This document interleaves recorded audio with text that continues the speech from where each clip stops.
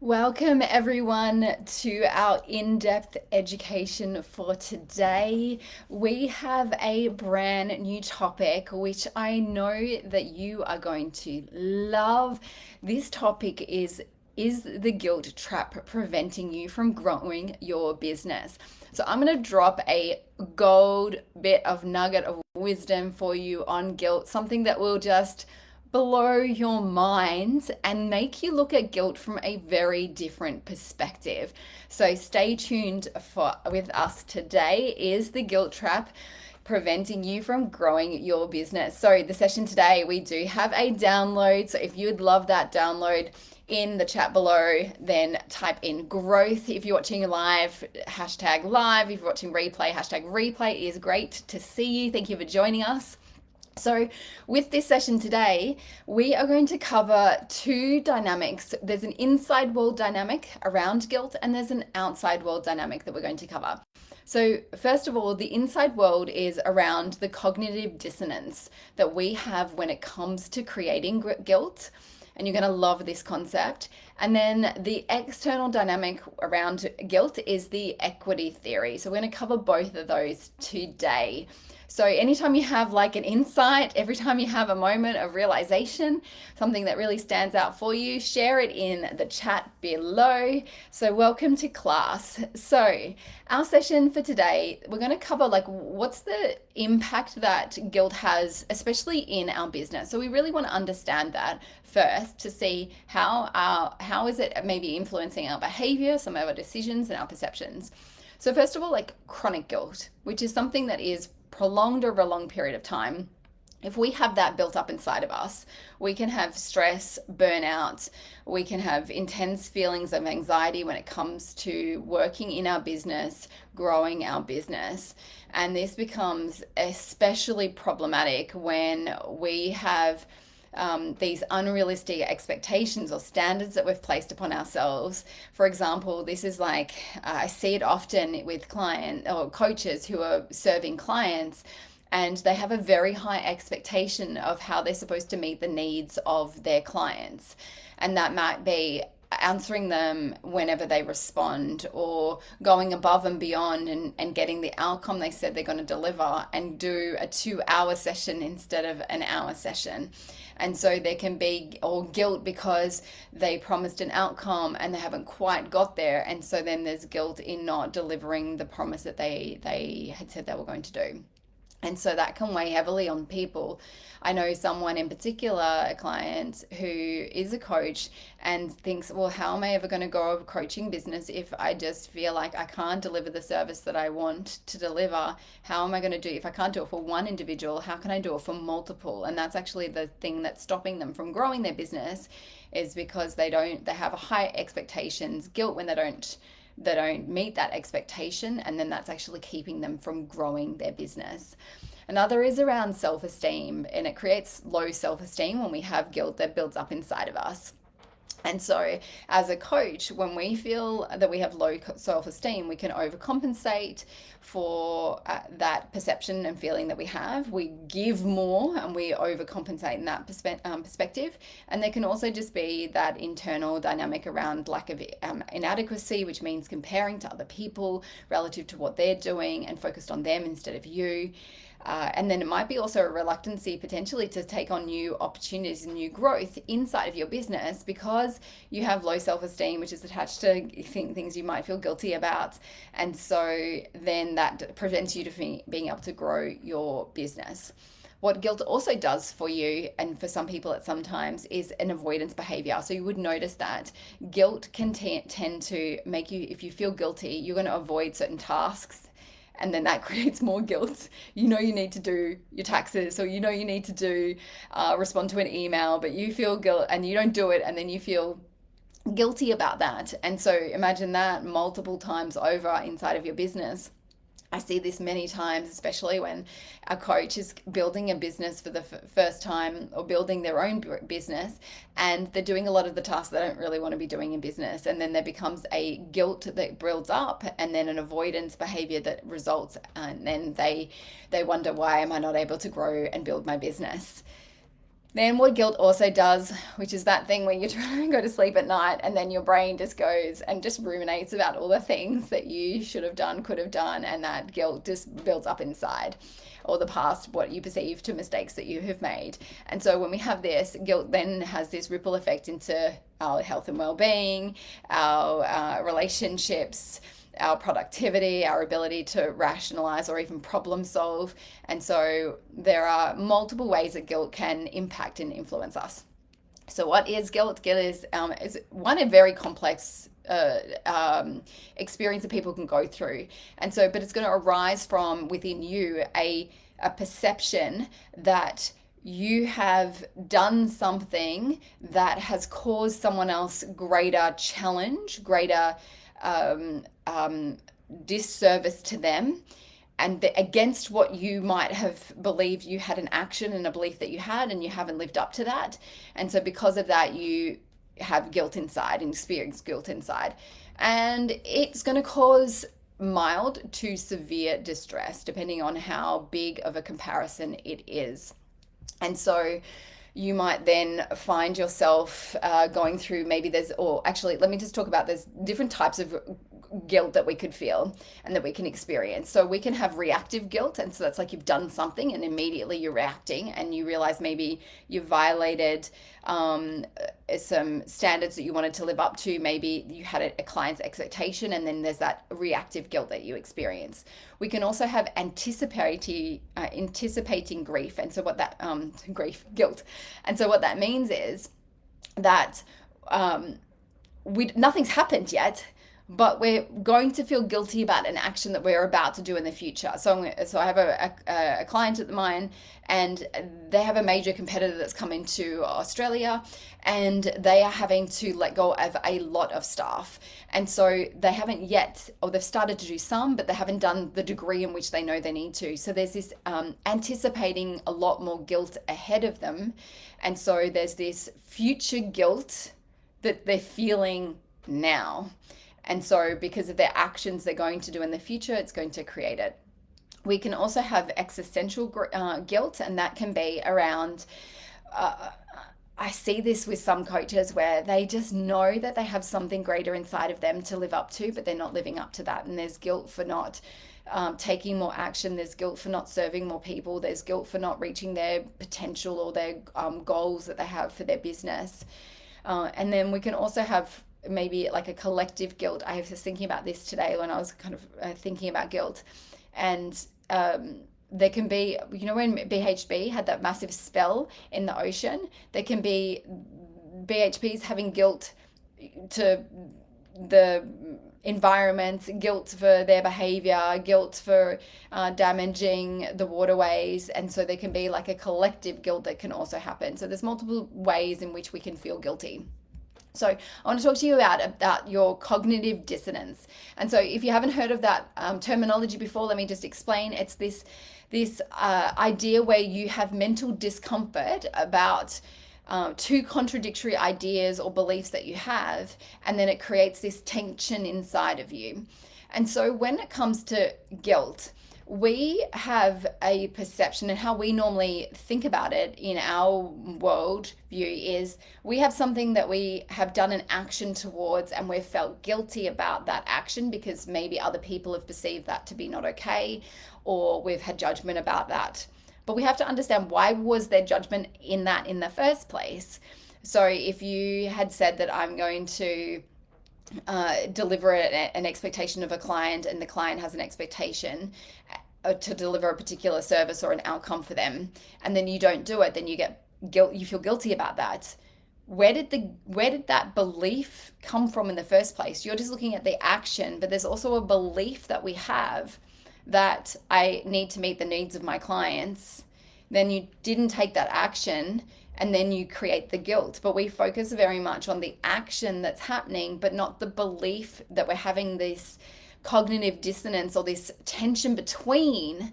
Because when the belief, if we said, I give my clients what they need, not that what they want, they get the perfect outcome that's for them at that particular time in their life and in solving their problem, then whatever you deliver in the session with your heart and soul, and you do everything that you possibly can, then you feel like there's no dissonance, there's no tension between the two. You feel like the outcome and the belief, or the action and the belief, were met.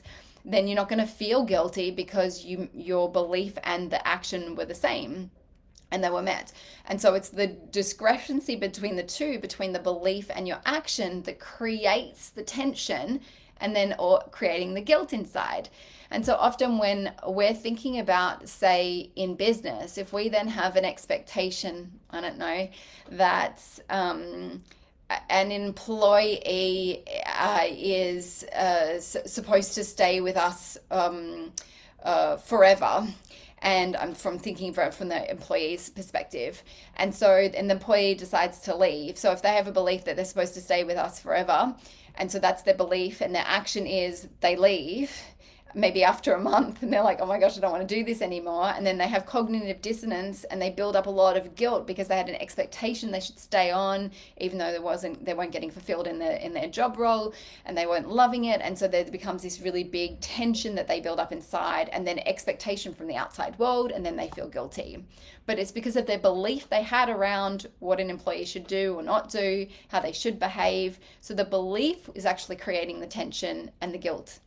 So we want to know, if you think about in business for you, like, what are the beliefs that you have around being a coach, around your business, around how much work you should or shouldn't do in your business, about how you should show up in your business, how if you're doing trainings and recordings, how you should show up in trainings and recordings.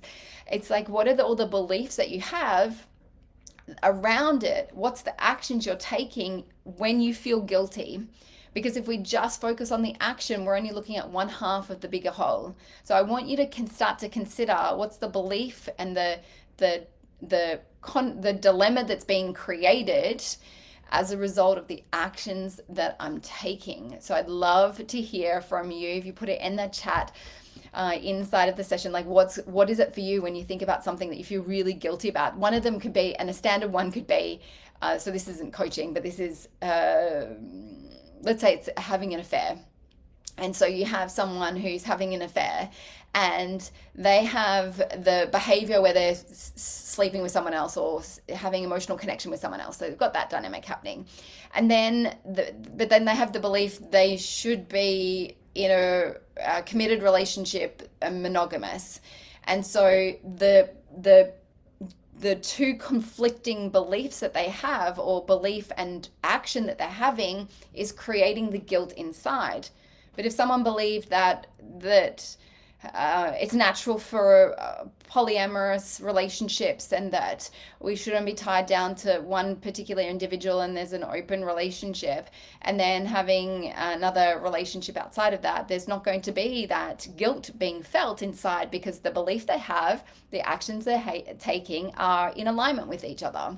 So I want you to think about the things that you feel really deeply guilty about. What's the belief you have, and what's the action that's being taken, and what do we have to do to shift that belief, shift our perceptions of the action, to be able to dissolve the guilt? Because remember, guilt is the byproduct of what's really truly going on, and the problem underneath the problem. So hopefully that's been helpful for you. So that's our internal world, because as we know that we have both our internal world and our external world when it comes to dynamics within human behavior. So we want to be able to look at both of them, because it's not just about looking at your internal world and then not noticing what's going on in the outside. And we don't want to just look on the outside and have no awareness of the inside, because they're both interrelated and influencing each other. So if we look at then the outside world, and let's look at it from the perspective of equity theory. So equity theory is a framework and used normally in workplace, but let's look at it from this concept, is that it's about the amount that you give. Is it equal to the amount you receive, essentially? So you might give in terms of time, you might give your loyalty, as in you don't go anywhere else. You might give the effort and the amount of work that you put in. You might there might be some it might be around maybe how flexible you can be, or the sacrifices that you give inside of the business. And so what happens is we then also have the amount we give, but also the inequity becomes, and we give a lot and we don't feel like, say, a business gives back to us. So yes, we get compensated um, with time. With time, maybe with family, you get compensated with money, but other people might need other kinds of compensation. It might be compensation for just recognition, for example, and saying, you're doing a great job. And so, but if we start to feel that exchange is out of balance, then we can start to shift, especially if we feel like we aren't doing a lot and we're getting a lot back, but we're not doing a lot. We can build up this guilt inside of us because we're not taking as much action and it's not in equal exchange.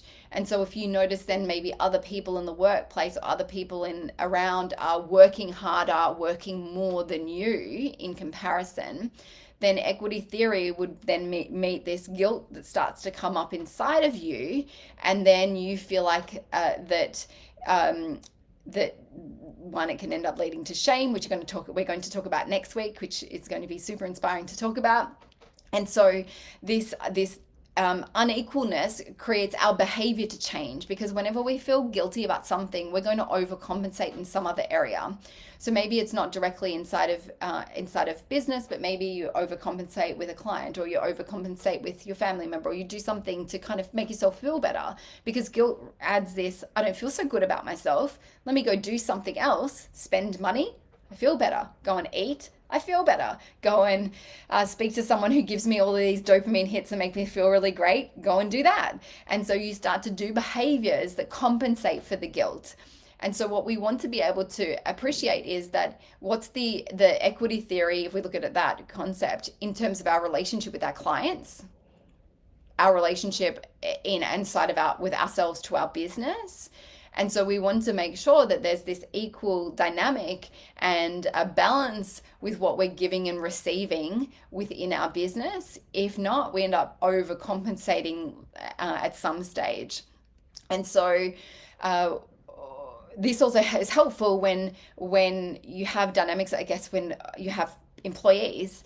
It's like you want to make sure that there's an equal give and take, because if an employee feels like they're giving so much and not getting a lot back, they're more likely going to leave. But if an employee feels like there's an equal exchange, they get a lot, maybe they get a lot of learning, they get a lot of like flexibility in their role, they get time with their kids when they need it, there's like progressive and growing inside of the role, then there's an equal exchange. It doesn't always have to be in a monetary sense, it can be in other areas that they get rewarded.